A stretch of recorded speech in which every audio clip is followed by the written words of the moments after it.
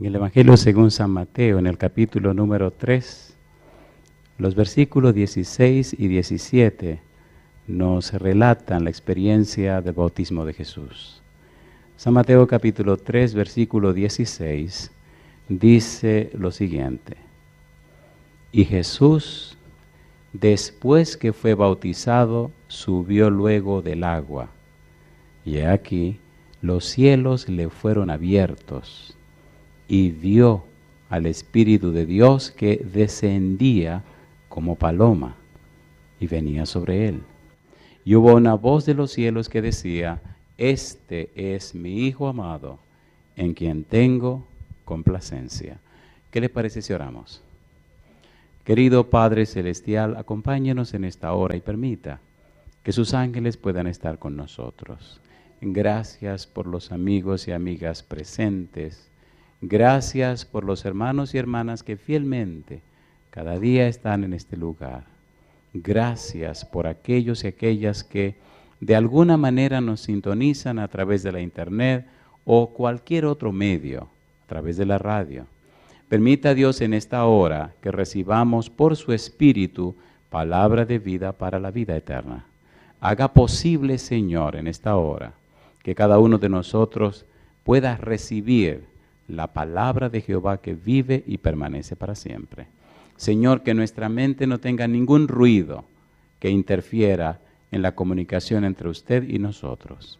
Háblenos, Padre, no palabras de hombre, pero sí su palabra que cambia y transforma la vida y los corazones. Lo pedimos en el nombre de Jesús. Amén, Señor. Amén. Muy bien.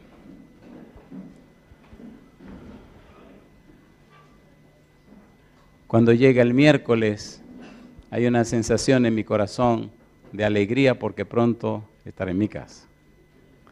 Después del miércoles viene el jueves, el viernes, el sábado y el domingo siempre. Algunos lugares, hay lugares bien muy hermosos que visitamos, me dicen váyase el lunes o el martes. Siempre me voy el domingo. Termino todo y el domingo me voy a mi casa. Hay un anhelo de llegar a la casa, pero hay una cosa curiosa que me ocurre y es que siento como cierta pena porque me tengo que ir. Así que tengo un problema de pena y alegría. Pena porque me voy, alegría porque me tengo que ir. Así que dividan eso y a ver qué les da. A mí me da casa, familia, mi hogar, mi esposa, mis hijos. Pero sí les agradezco el que nos hayan acompañado durante esta semana. No solo a ustedes, sino a todos aquellos que en algún lugar del mundo nos siguen. Hace unos días alguien escribió desde Alemania, diciendo que estaba en un pueblecito por allá, por el fin del mundo, y estaba siguiendo la programación. Y así hay muchos lugares donde la gente sigue la programación. Algunos no saben el nombre del predicador, pero hay una clave que sí saben. No lo voy a decir. El famoso sí o no. Cuando uno llega a un país nuevo, tiene que cambiar muchas cosas. ¿Sí o no? Cuando usted viaja, por ejemplo, y es donde quiero llegar, como uno se resiste al cambio, cierta vez llegué a un lugar, a una isla, donde las cosas eran al revés. Cuando llegué al aeropuerto, me preguntaron, ¿usted tiene algo que declarar? Y yo no entendí la pregunta y le dije que no. Así que pasé. Qué sorpresa la mía cuando llegué al hotel y me preguntó el pastor, ¿y usted no declaró esto? No. Y no le preguntaron si tenía algo que declarar. Digo, sí me preguntaron. ¿Y qué usted le dijo? Que no. Yo no entendí la pregunta, por tanto pasé con lo que llevaba, sin saber que me estaba metiendo en problemas. En la isla, todo funcionaba diferente a como yo había visto en mi vida. Ciertas cosas son de una manera, pero en ese lugar la hacían de otra forma. Pasé un poco de trabajo para adaptarme, pero tenía que pasar en aquel lugar 29 noches, 29 días. Los carros corrían al revés, así que yo traía la cabeza al revés. Y decía, aquí se va a matar todo el mundo, porque los carros deben correr, los de la derecha por la derecha y los de la izquierda por la izquierda. Pero allí las cosas caminaban de otra manera. Y yo me decía, ¿por qué no chocan? Y es que ellos están adaptados de esa forma. En la vida espiritual ocurre lo mismo. Por eso es tan importante entender lo que vamos a trabajar ahora. La teología del Cordero tiene que ver con lo que Dios ha hecho en nuestro favor. Hoy debemos hablar de algo tan maravilloso que sale de la boca de Dios. Éxodo capítulo 25. Vamos rapidito. Éxodo capítulo 25, versículos 8 y 9. Vamos al siguiente tema. Ya vimos con Abraham la teología del Cordero en Abraham. Ahora vamos a ver la teología del Cordero en el santuario, en el tabernáculo. Nada más y nada menos que hecho a la imagen y semejanza de uno que había en el cielo, o que hay en el cielo. Éxodo capítulo 25, versículo 8 y versículo 9. Dice la Biblia: y harán un santuario para mí y habitaré en medio de ellos conforme a todo lo que yo te muestre, el diseño del tabernáculo y el diseño de todos sus utensilios, así lo haréis. Pregunta número 1, ¿quién habla? Dios. Pregunta número 2, ¿a quién le habla? A Moisés. Dios le dice a Moisés: te voy a mostrar un modelo de algo que hay aquí en el cielo y quiero que me haga una copia allá en la tierra. Hay una palabra clave que aparece ahí en el versículo número 8. ¿Cómo dice el versículo 8? ¿Cómo dice? Y harán un santuario para mí. ¿Y qué dice ahora? Habitaré, moraré, me mudaré, me quedaré entre ustedes. Es bueno saber que cuando el pueblo sale de Egipto, Dios se muestra en una nube en el día y en una columna de fuego por la noche. En el día, la nube le cubre al pueblo el sol para que no se quemen. Y en la noche, la columna de fuego le evita el problema del frío. Esa nube de día y esa columna de fuego de noche dice que Dios está presente. Cuando los ejércitos de Faraón persiguieron al pueblo de Israel y llegaron hasta el Mar Rojo, el pueblo le preguntó a Moisés: ¿y ahora qué? Detrás el ejército de Faraón, al frente el mar y a los lados las montañas. Pero arriba estaba la nube. De modo que cuando Moisés le pregunta a Dios: ¿y ahora qué? Jehová le dice: dile al pueblo que avancen. La pregunta: ¿hacia dónde vamos a avanzar? No le dice hacia atrás porque lo saca de Egipto. No le dice hacia los lados porque hay montaña. Para el único lugar que se podía avanzar era hacia el frente, hacia el Mar Rojo. Y cuando el pueblo entró al mar, ¿qué pasó con las aguas? ¿Tuvo que haber un cambio en su mente? ¿Sí o no? Y entonces la nube que venía al frente se colocó entre el ejército de Faraón y el pueblo de Israel. Y mientras esa noche, esa nube era claridad para el pueblo que cruzaba el mar, era oscuridad para Faraón y sus ejércitos. Los ejércitos de Faraón, en su locura de persecución, siguieron avanzando hacia el frente sin saber que se habían metido nada más y nada menos que a la boca del lobo. Se habían metido al mismo Mar Rojo.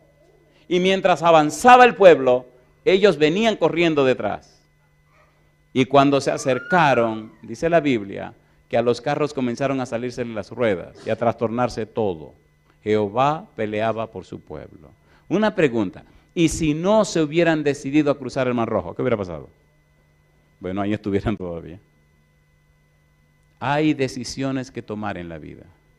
Cuando Dios dice: y habitaré en medio de ellos, está diciendo: y me quedaré entre ellos. Es tan amplio el pensamiento y es tan especial el pensamiento que Dios no solo hizo al ser humano para habitar con el ser humano, sino que lo hizo para habitar en el ser humano. ¿Recuerdan que hablamos del templo del Espíritu Santo? ¿Se acuerdan o no se acuerdan? ¿Se acuerdan que dijimos que somos una casa espiritual? ¿Que somos un templo? Cuando verdaderamente Dios mora en nosotros, entonces lo hace a través del Espíritu Santo. ¿Qué ocurre en la vida de una persona que tiene como huésped, como persona habitando en el Espíritu de Dios? Hay un cambio y una transformación. Mire lo que dice 2 de Corintios 3, versículo 18. Vamos rapidito en esto. Porque no es solamente habitar con nosotros, sino habitar en nosotros. Cuando usted es cristiano, cuando usted tiene la experiencia cristiana, tiene que verse esa transformación en la vida suya. 2 de Corintios capítulo número 3, versículo 18. Dios quiere morar con su pueblo. Dice el verso 18, por tanto, nosotros todos, mirando a cara descubierta, como en un espejo la gloria del Señor. ¿Qué dice ahora? Somos transformados de gloria en gloria, en la misma imagen, como por el Espíritu del Señor. La idea de habitaré en medio de ellos es, no estoy conforme con estar en la nube, no estoy conforme con estar en la columna de fuego, ahora quiero tener una casa entre ustedes. Y entonces empiezan a preparar el santuario, o en aquel momento el tabernáculo de reunión. Aquel tabernáculo era bien curioso. Afuera, la cerca afuera era de tela y estaba sostenida por algunas barras de metal con unos capiteles de plata y otras cosas que lo sostenían que eran de bronce también. Interesante que era una casita cubierta con pieles de animales en la parte superior y dentro tenía 2 compartimentos. En el primer compartimento, cuando usted entraba a la derecha, había una mesa hecha de oro, hecha de madera de acacia cubierta en oro. Y arriba tenía 2 cornisas, como si fueran 2 coronitas. Y ahí se ponían 6 panes y 6 panes.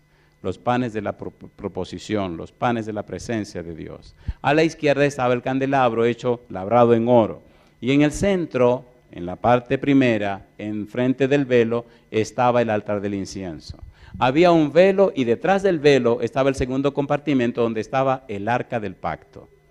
Una pieza, un cajón hecho de madera de acacia cubierto en oro, pero la tapa era de oro completo. Y encima habían 2 querubines que cubrían con una ala sus caras y con la otra cubrían o abrigaban toda la parte superior, conocida como la Santa Shekinah, donde se manifestaba la presencia de Dios. Este tabernáculo Dios lo hizo para que el pueblo tuviera una imagen física de su presencia en medio de ellos.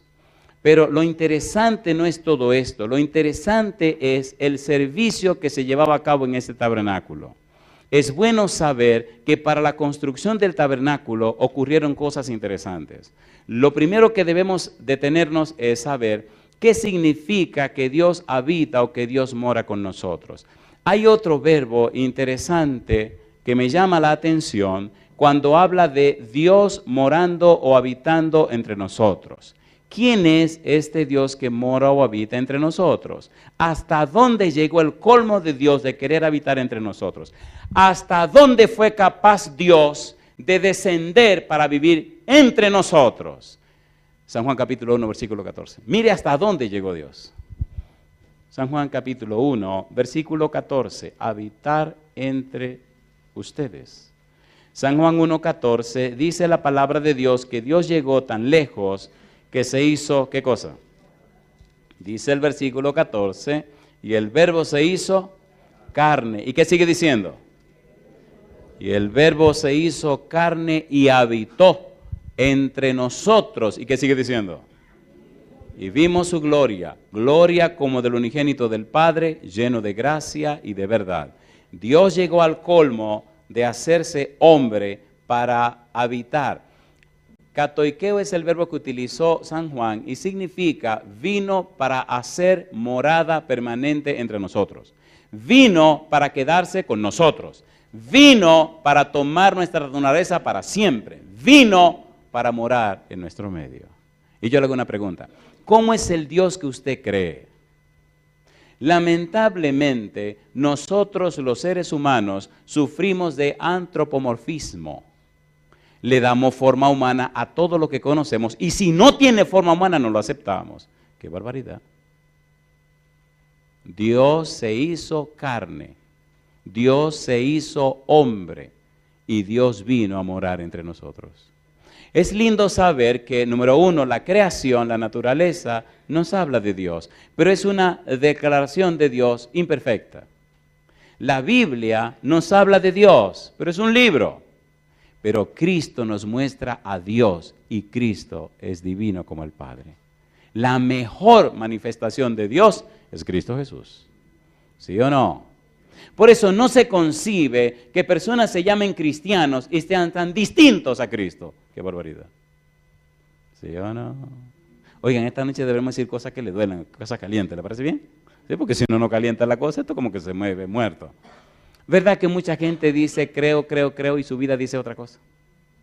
Cuando Cristo vino a morar entre los seres humanos, vino a dar a conocer a Dios. De hecho, capítulo 14, San Juan, miren lo que le preguntaron a Jesús o lo que le pidieron. San Juan capítulo 14, Cristo está diciendo que se va. Versículo 1, no se turbe vuestro corazón, creéis en Dios, Cree también en mí.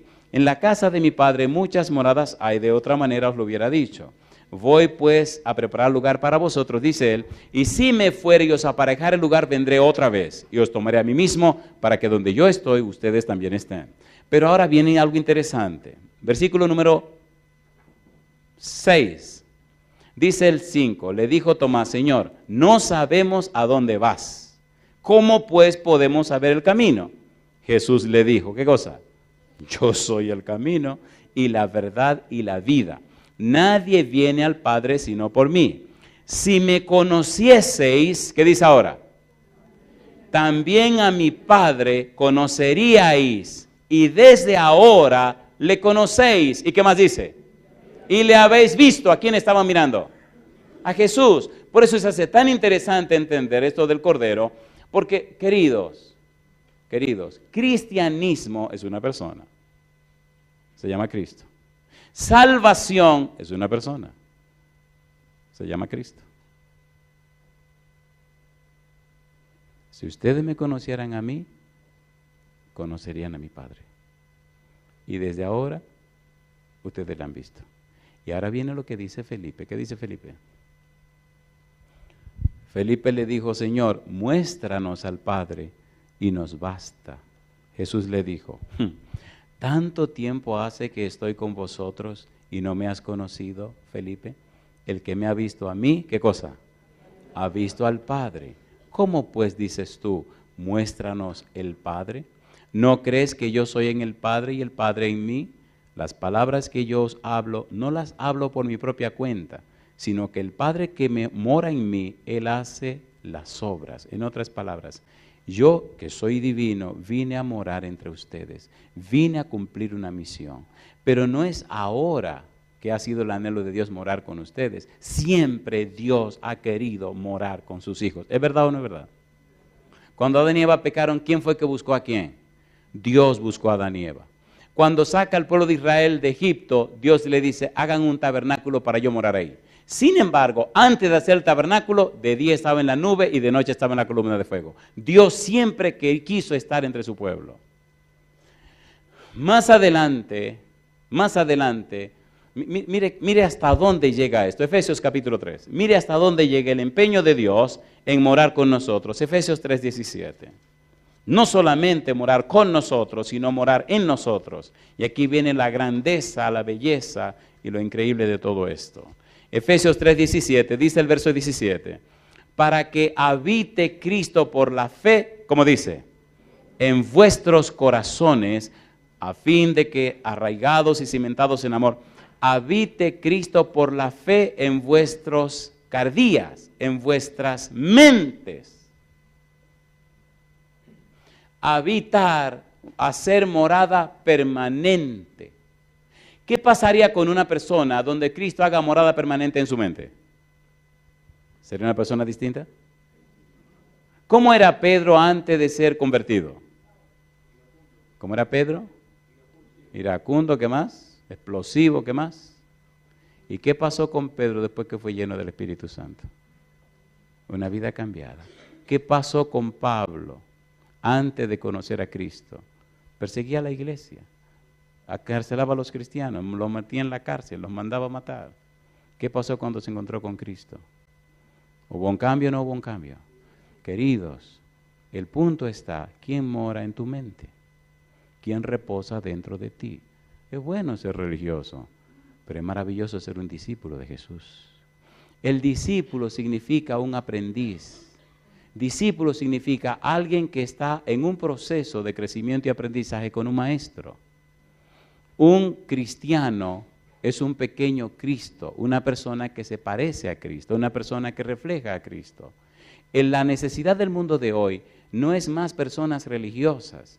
El mundo de hoy necesita más personas que reflejen a Cristo, más personas llenas de Cristo, más personas llenas del Espíritu de Cristo. ¿Es así o no es así? La gente quiere creer, pero lamentablemente el enemigo se ha encargado de llenar muchas iglesias con muchas cizañas. ¿Sí o no? ¿Sí o no? Y la cizaña es muy activa, porque tiene mucho trabajo que hacer. Impedir que las ovejas del Señor vengan al rebaño y hacer que las que están dentro se vayan para afuera. ¡Qué barbaridad! Tenemos que estar claros y conscientes qué es lo que nosotros somos. O somos trigo o somos cizaña. O habita Cristo en nosotros o habita otro. En el tabernáculo el empeño de Dios era decir, yo quiero morar con mi pueblo, yo quiero morar con mis hijos. Cuando hubo que hacer el tabernáculo de reunión, cuando hubo que hacer aquel santuario, cuando hubo que hacer aquella tienda de campaña, Dios dijo, miren, vamos a construir esto, pero vamos a hacerlo de la siguiente manera. Yo quiero estar con ustedes. Éxodo capítulo 29. Mire lo que dice Dios. Éxodo capítulo 29. El empeño de morar, pero ¿cómo lo vamos a construir? Éxodo capítulo 29. Dice la palabra de Dios, versículos 45 y 46. Éxodo 29, 45 y 46. Dice el 45. Y habitaré entre los hijos de Israel y seré su Dios. Y conocerán que yo soy Jehová su Dios, que los saqué de la tierra de Egipto para habitar en medio de ellos. Yo, Jehová su Dios. Yo le hago una pregunta. ¿Le gustaría a usted que Dios morara en su casa? ¿Usted está seguro? Hago la pregunta de nuevo. ¿Le gustaría a usted que Dios morara en su casa? ¿En qué lugar de su casa? La Biblia dice que Dios quiere morar con nosotros y la Biblia dice que Cristo quiere morar en nosotros. Todas las casas tienen habitaciones. Bueno, por lo menos así debe ser. Ahora, ¿cuál es la habitación de su casa donde usted le diría a Cristo que no entre?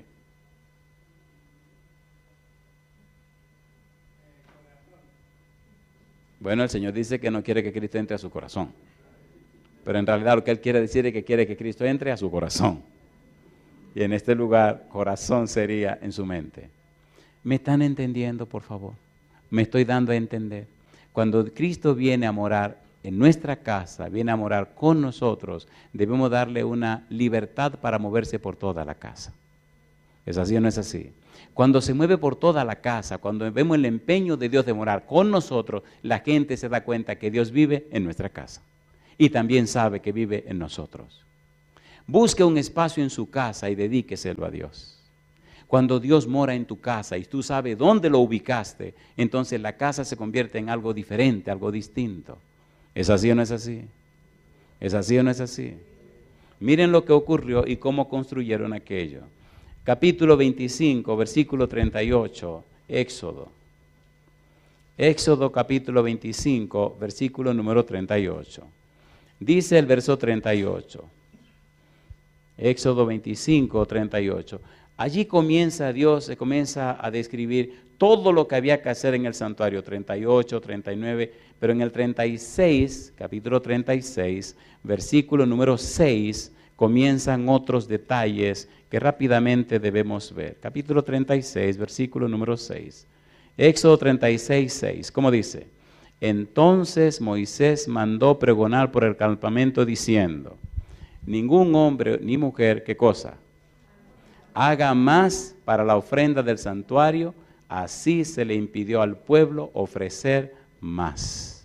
Todos los capítulos anteriores trajeron tantas ofrendas para el santuario que Moisés dijo, ya no traiga más, ya con lo que dieron es suficiente.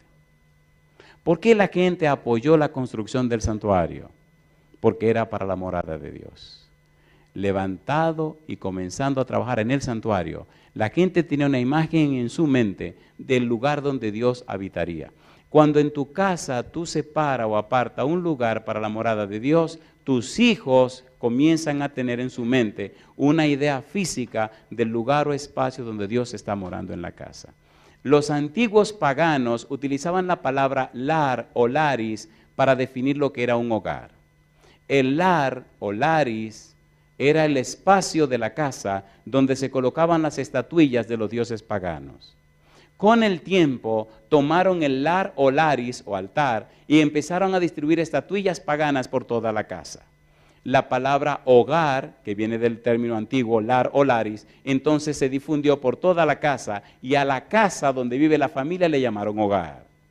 Pero hogar no era para definir la presencia de papá, mamá y los hijos. Hogar era para decir que las estatuillas de los dioses estaban allí. La pregunta entonces, ¿quiere Dios morar entre su pueblo? Sí. ¿Quiere Dios morar en tu casa? Sí. ¿Quiere Dios morar con los tuyos? Sí. Pero asegúrate en la casa que tú puedas pensar en tu mente ¿Qué parte de mi casa la he dedicado especialmente para que Dios more con nosotros? Cuando eso ocurre, hay un espacio en tu mente que te dice, Dios está en mi casa. ¿Pero dónde? Está en la primera sala. Cuando usted entra a la casa, a la derecha, ahí dedicamos ese lugar para la morada de Dios. Él puede moverse por toda la casa, no hay llave en ningún lugar, pero Él tiene un lugar en mi casa donde Él mora. Dios quiere morar en tu casa y quiere morar en tu corazón. Y cuando eso ocurre realmente, entonces ya no eres tan religioso, pero eres más cristiano. No eres tan religioso, pero eres mejor creyente. En tu vida comienza a verse y en tu familia que verdaderamente Dios mora en tu casa. ¿Se entiende o no se entiende? ¿Se entiende o no se entiende? Los hijos tienen Los hijos tienen un concepto distinto, un concepto nuevo, hermoso, tierno, de que Dios mora en la casa. Y usted también se frena de darle rienda suelta a sus impresiones y emociones, porque Dios mora en la casa. En la mañana temprano, cuando me levanto, bien temprano, y salgo de mi habitación, y voy para mi oficina, siempre tengo que pasar por la sala donde mora el don. Claro, le dimos una sala porque el Señor no duerme. ¿Para qué le voy a dar una cama si Él no duerme? Le doy una sala y ahí se sienta tranquilo y haga lo que Él quiera, pero ahí está su sala. Y cuando paso por ahí, siempre me sonrío, con mucho cuidado, me sonrío y cruzo, nada más me sonrío y cruzo. Y me sonrío y cruzo porque digo, ahí tiene que estar el don sentado porque ese es su lugar. ¿Me están entendiendo? ¿Prometió Dios estar con nosotros todos los días hasta el fin del mundo? ¿Lo prometió o no lo prometió? El santuario que se está haciendo ahora con Moisés es para Él manifestar su presencia. Dice la Biblia, y apresuro porque hay algo muy lindo, quiero terminar la parte final, que cuando se dedicó el tabernáculo, Dios se manifestó, la nube vino y se posó sobre el tabernáculo y todo el mundo tuvo que salirse. Y allí encima de la Santa Shekinah se veía y se manifestó la presencia de Dios. Ahora Dios venía, ahora Dios estaba mudando para estar en la casa, en su casa con sus hijos.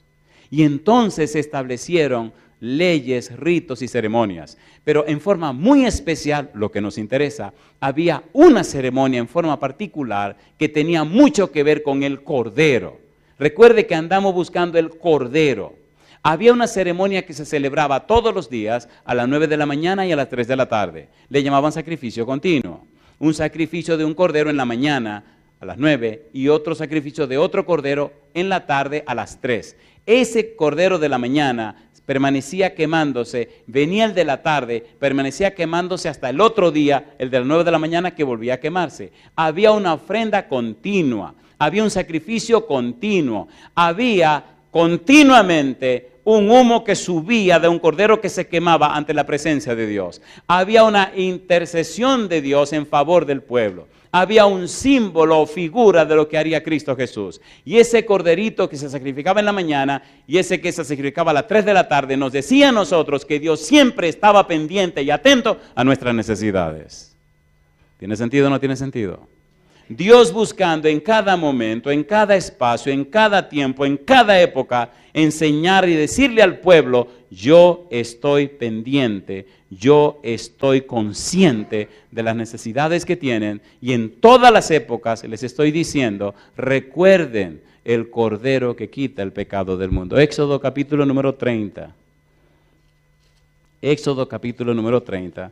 Mire lo que dice el versículo, Éxodo capítulo 30, versículo 38.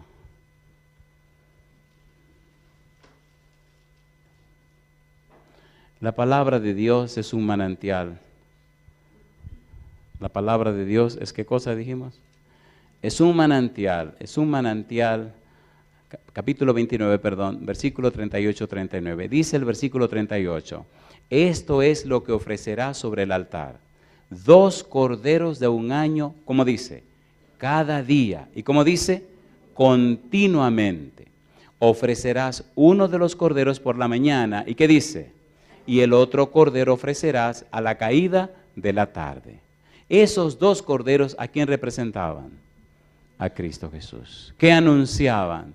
El Cordero de Dios que quita el pecado del mundo. Cuando Cristo vino a la tierra, y murió en la cruz. ¿Qué pasó con esos sacrificios?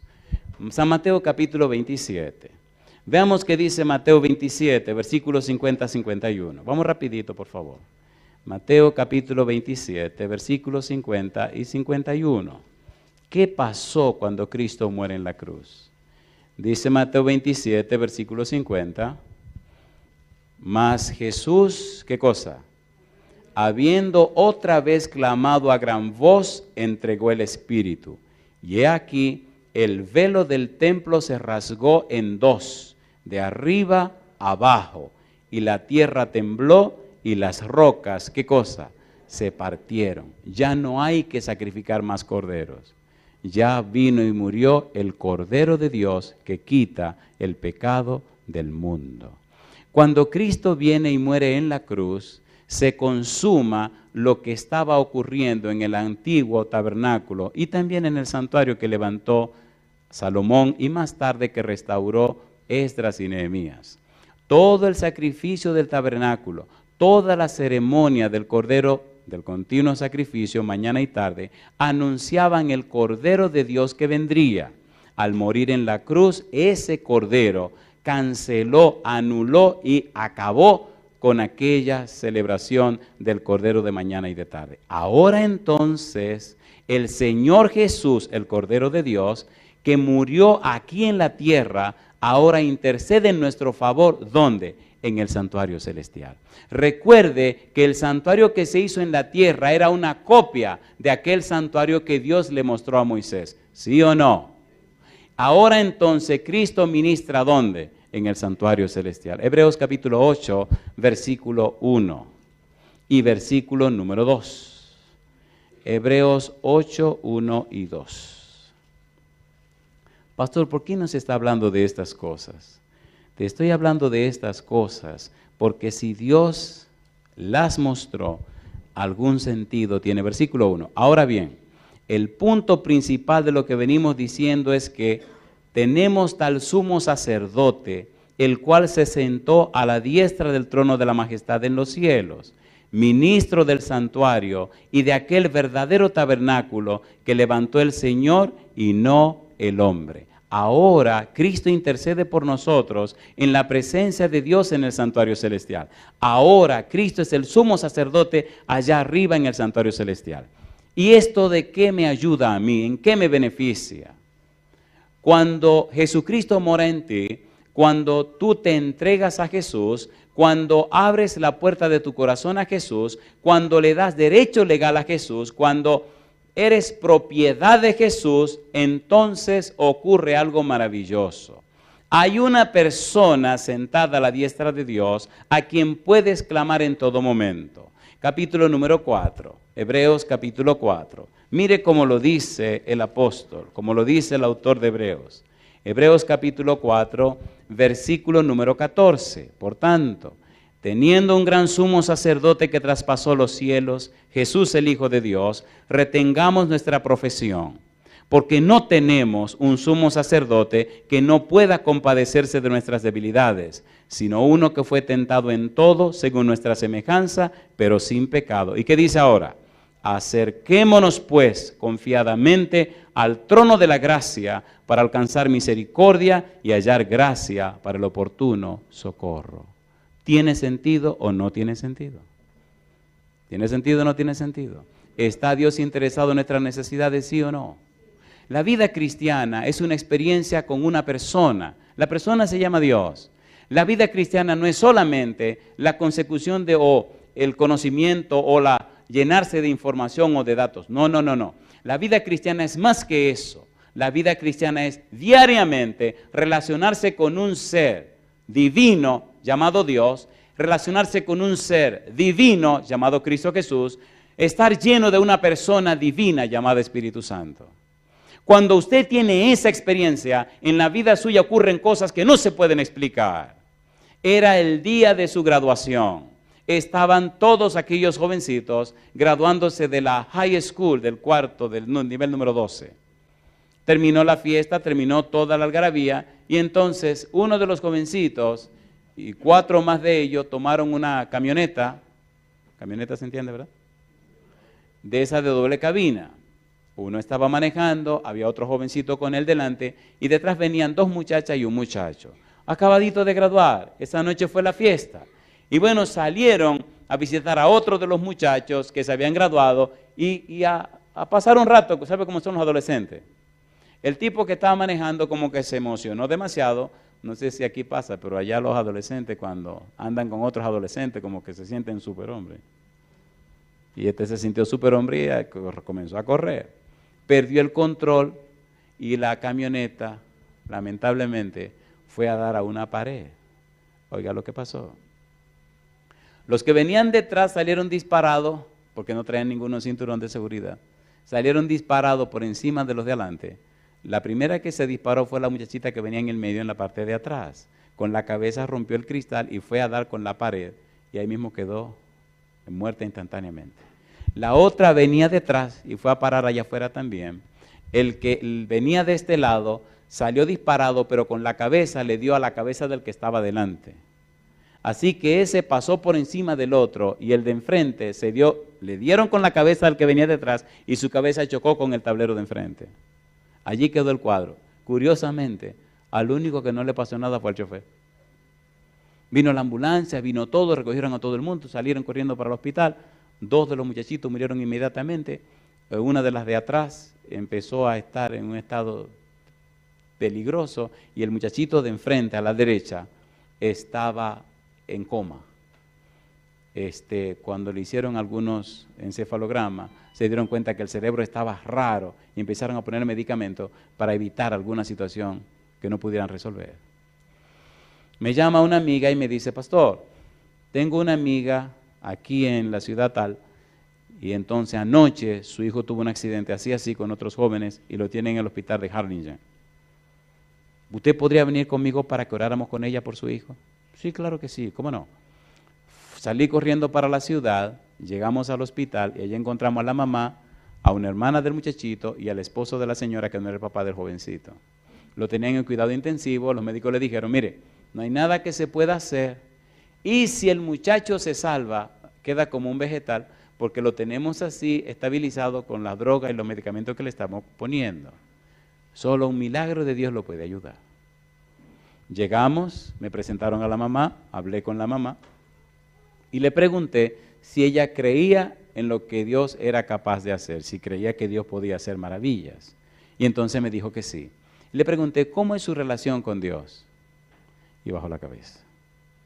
Parece que no había ninguna relación con Dios.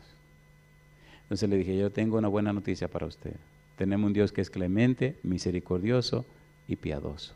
Dios no te anda sacando a ti cuentas. Dios perdona al pecador. ¿Es así o no es así? Y allí nos sentamos un ratito, hablamos con la señora y entonces le dije, mire, ¿Dios tiene poder para levantar al muchacho o tiene poder para hacer lo que Él quiera? Si el muchacho se despierta y aparece como Dios manda, ¿usted se compromete delante de Dios a ir junto con Él y presentarse ante el Señor y arreglar su vida con Dios? Y ella empezó a llorar y me dijo que sí. Oramos con la señora, entramos a cuidado intensivo, nos dieron el permiso y le pedí que me dejaran solo con el muchacho. El muchacho estaba allí boca arriba con muchísimos aparatos, pero solamente. Yo le hago una pregunta. ¿Las promesas de Dios son fieles y verdaderas? ¿Son fieles y verdaderas? ¿No le parece a ustedes que como cristianos que nos llamamos, deberíamos estar más comprometidos con Dios para que nuestra vida sea una bendición para el que la necesite? No sabemos en qué momento viene la crisis, pero qué lindo es estar ok con Dios para ayudar al que lo necesita. Me arrodillé delante de la cama, me presenté delante de Dios y le dije a Dios, Señor, aquí estamos. Usted sabe que yo no soy nadie, no tengo ningún poder ni nada. Estoy aquí porque me lo pidieron. Este muchacho adolescente, Señor, empezando a vivir, qué maravilloso sería que este muchacho se levantara de la cama, que tuviera una segunda oportunidad, que pudiera ir a la universidad y estudiar, y que se anunciara por todas partes que usted lo levantó de una situación imposible. Ahí seguí hablando a Dios, porque uno como que a veces quiere darle la mente al Señor y darle ciertos consejitos a Dios, pero seamos honestos, cuando esas cosas ocurren, ¿hay gente que cree o no hay gente que cree? Se le hace más fácil a la gente creer. Terminé de orar, me levanté, tomé mi aceite, apliqué al muchacho el aceite, salí de allí, salí lloroso porque yo tengo hijos adolescentes también. ¿Se imagina que hubiera sido un hijo mío? ¿Cuántos tienen su mamá viva? ¿Y cuántos tienen su mamá que ya falleció? Estamos casi igual. ¿Verdad que se siente cuando la mamá se muere? ¿Se siente o no se siente? Sin embargo, los que mueren en Cristo no morirán para siempre. Y los muertos en Cristo resucitarán primero. Cada día yo recuerdo el deceso, la muerte de mi mamá. Y recuerdo cómo hice su funeral. Pero recuerdo que murió en las manos de Cristo Jesús. Y cuando Él venga por segunda vez, la voy a ver levantarse. Aquí hablé con este muchacho, le dije a Dios, su mamá ha prometido buscarle a usted si el muchacho se levanta. Terminé, me levanté, me fui, me tenía que ir a Puerto Rico a una semana a predicar y a los 2 días me fui para Puerto Rico. Allá me llama la amiga, unos 4 o 5 días después, me llama y me dice, usted no lo va a creer. Digo, bueno, pero dígamelo. Me dice, usted puede creer que 2 días después de la unción, el muchacho abrió los ojos. Y cuando la mamá ve que abre los ojos y la mira, el médico le había dicho, él no va a conocer a nadie, porque tiene el cerebro demasiado maltratado. Él abre los ojos y mira, y la mamá lo mira. Y él intenta decir algo, pero tiene la boca llena de cosas. Vienen y le quitan unas cuantas cosas, y él le dice a la mamá, mamá, y le dice ella, dime mi hijo, tengo hambre. Cosa chula, mamacita linda. ¿Tú tienes hambre, mi hijo? Uh-huh. ¿Y dónde estamos? Al final de la semana le dieron de alta. 3, 4 semanas más tarde comenzó a ir a la universidad. Y el muchacho ya terminó su carrera. Y como dicen los dominicanos, anda por ahí vivito y coleando. ¿Tiene Dios poder? ¿Verdad que vale la pena que Dios more en tu casa? ¿Sí o no? Pero ¿verdad que vale la pena que Dios more en tu vida? Yo no le estoy hablando a ustedes de un concepto, ni le estoy hablando a ustedes de una información, no, yo le estoy hablando a ustedes de una persona que se llama Dios. Era un mes de mayo en mi país, en mayo llueve mucho en mi país, principalmente en la zona de la Universidad Adventista Dominicana. Estaba recién casado con mi bebé apenas de meses. Un bebé, ¿han visto el muñequito de una llanta que venden por ahí que tienen, no digo el nombre de la llanta para no promoverla? Así era este chiquito de la casa. Era gordito, fuerte, pero una cosa rica. Y una madrugada comienza a quejarse en su cuna. En casa había una ley, lamentablemente impuse yo la ley, que mi esposa atendía al bebé de día y yo lo atendía de noche. Oiga, después tuve que hacerme el valiente, porque a cualquiera se le va el santo al cielo. Cuando empezaban a llorar, era yo que me levantaba y los dormía hasta que se dormían. Y había noches que lo que querían era jugar. Prepárese, amigo mío. Hay noches que ellos no quieren dormir, lo que quieren es jugar. Y usted, ¿sabe? Un secretito, no se lo digan a nadie. Cuando el chico ese no se quería dormir, yo lo miraba, bebé, y me miraba, y le soplaba los ojos, compa, y al rato le daba sueño. Una noche me asusté porque le soplé los ojos y como que se confundió con la respiración. Digo, ay, mamacita linda. Entonces después cogió el ritmo otra vez. Pero esa noche voy a la cuna. Le estoy hablando a ustedes de hechos reales, porque yo no quiero presentarle un concepto. Tenemos un Dios que es real, que está vivo, pero la gente no creerá si usted no lo vive. Lo que usted vive no se lo pueden contradecir. Los argumentos se lo pueden contradecir, pero lo que usted ha vivido, ¿cómo se lo pueden contradecir? Y voy a la cuna y está el chiquito, y cuando ve a papi, se sonríe, pero está rojito de fiebre. Y cuando lo agarro y lo levanto, está que quema. Digo, oh, mi negro lindo, tú te estás quemando en fiebre. ¿Y qué fue lo que hiciste? Creo que va a ser un bebé de 9 meses. Y lo pongo entonces rapidito en una cama que había en su habitación. Le pongo una almohada a cada lado, salgo corriendo, en ese tiempo se usaban los pañales, no sé si conocen los pañales. Y voy y lo mojo en agua fría y vengo corriendo, le pongo uno en el vientre y uno en la cabecita, en la frentecita. Y empiezo a mirar a mi negro y empiezo a decirle, Dios mío, por favor. Y afuera cayendo agua, pero en cantidad. Yo no tenía carro, ni siquiera tenía bicicleta, estaba recién graduado. Y no, ¿qué iba a tener?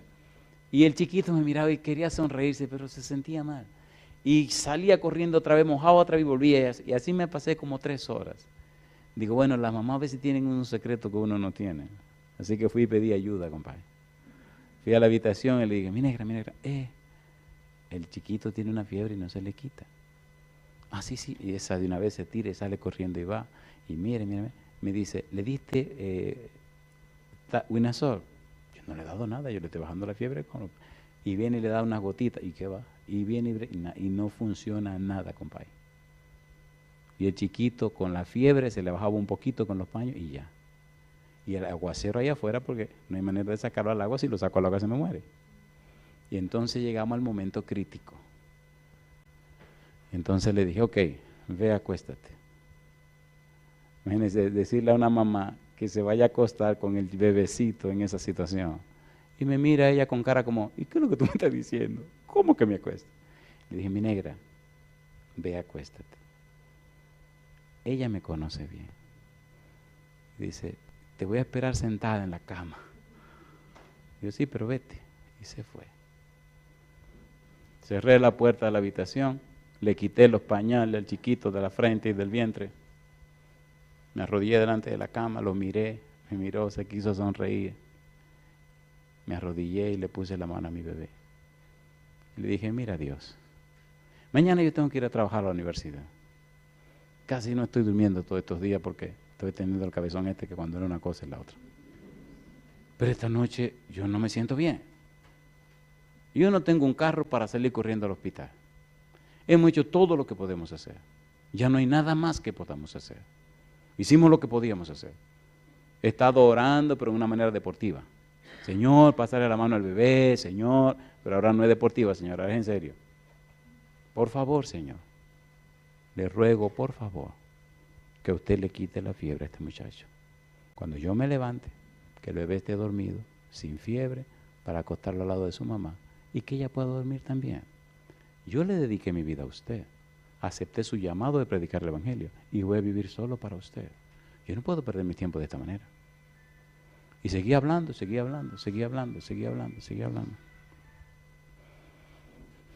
Yo no sé cuánto tiempo oré. Yo solo sé que cuando abrí los ojos, el negrito estaba dormido. Y cuando le puse la mano en la frente y la mano en el vientre, no había fiebre ninguna. Lo tomé, lo cargué, lo abracé, lo apreté fuerte en mi pecho. Y fui al cuarto. ¿Quién estaba sentada en la cama? Me dice ella, ¿y qué pasó? Digo, toma, aquí está el negrito, ya no tiene fiebre. ¿Y qué fue lo que hiciste? Porque gordo, digo, tranquila, ahí no valió Winazol, no valió supositorio, no valió nada. Digo, pero el Señor le quitó la fiebre. Yo le pregunto a usted, ¿cómo es el Dios que usted cree? Seamos honestos, ¿verdad que necesitamos conocer a Dios? ¿Cuántos tienen hijos? Pónganse en pie todos los que tienen hijos. Si usted tiene hijo, usted necesita conocer a Dios. Si usted tiene hijo, usted necesita entender y comprender que su hijo o su hija creerá en un Dios que vea reflejado en la vida suya. Si usted maltrata a su esposa, el niño tiene un concepto distorsionado de Dios. Señora, si usted es muy peleona y muy embromona, el niño tiene un concepto distorsionado de Dios. En nosotros los padres, los niños ven cuáles son los perfiles del Dios que nosotros le hablamos. La manera como los esposos nos tratamos dice cómo es el Dios que creemos. ¿Necesitamos darle cabida a Dios en nuestro hogar, sí o no? ¿Necesitamos darle cabida a Dios en nuestras vidas, sí o no? Cuando Dios viene a nuestras vidas, hay un cambio real en nosotros que se manifiesta en nuestra manera de vivir. Y nuestra forma de vivir le dice a la gente entonces cómo es el Dios que nosotros creemos. Yo vine esta semana para estar con ustedes y mi único empeño esta semana es lograr que usted se interese en acercarse más a Dios y que Dios pueda vivir más con usted y en usted para la gloria de su nombre. ¿Le parece bien si oramos esta noche por los hogares? ¿Le parece bien? Yo no creo que podamos todos levantarnos y pasar al frente, pero yo quisiera orar en forma muy especial por aquellos hogares que tienen necesidades con sus hijos. Hay hogares donde los hijos están enfermos. Hay hogares donde los hijos se fueron al mundo. Hay hogares donde los hijos están lejos. Hay hogares, si usted es un padre con hijos y su hijo tiene una necesidad, o su hija, y usted sabe que hay una necesidad, entonces venga para acá a orar conmigo al frente. Si usted tiene su bebé y su bebé no tiene ninguna necesidad, está bien, está sano, suban aquí arriba conmigo sin ningún miedo. Pero si usted tiene un bebé y el bebé tiene una necesidad, por favor venga, vamos a orar por usted y por su familia. Recuerde, si su bebé no tiene ningún problema, si su bebé está bien, entonces tranquilo. Pero si usted sabe que hay una necesidad, sea que tiene problema de vicios, sea que tiene problema, el que sea, vamos a orar especialmente para que Dios pueda morar en usted y en su casa, y entonces el Señor tome el control de la situación. Yo soy padre también y tengo 3 hijos. He vivido momentos bien difíciles con ellos, pero en cada uno de esos momentos Dios estuvo presente. Una vez estaba viajando y llegué a mi casa y encontré que a mi hijo se le había roto un tobillo. Era invierno, donde vivíamos, había hecho una nevada bien fuerte. Y el pobre muchacho, por una semana, por 10 días en el lugar donde estudiaba, se pasó 10 días andando con un bastón, con un tobillo roto en 3 lugares. El pie estaba tan grande que estaba poniendo morado. Cuando yo llegué y vi esa situación, me enojé tanto que me escondí en un cuarto a llorar y a pedirle a Dios que me calmara. Y el Señor me calmó. Tomé a mi muchacho, lo monté en un vehículo y lo llevé corriendo a una clínica. Le tiraron rayos X, le revisaron todo. Lo mandaron de un especialista, un ortopeda, lo llevé inmediatamente y entonces le inyectaron y le pusieron una serie de cosas y le pusieron una bota que hay. Le enyesaron, le ligaron y le pusieron su bota y todo lo demás. Y yo recuerdo, sentado en el pasillo esperando, cómo las lágrimas corrían por mi cara.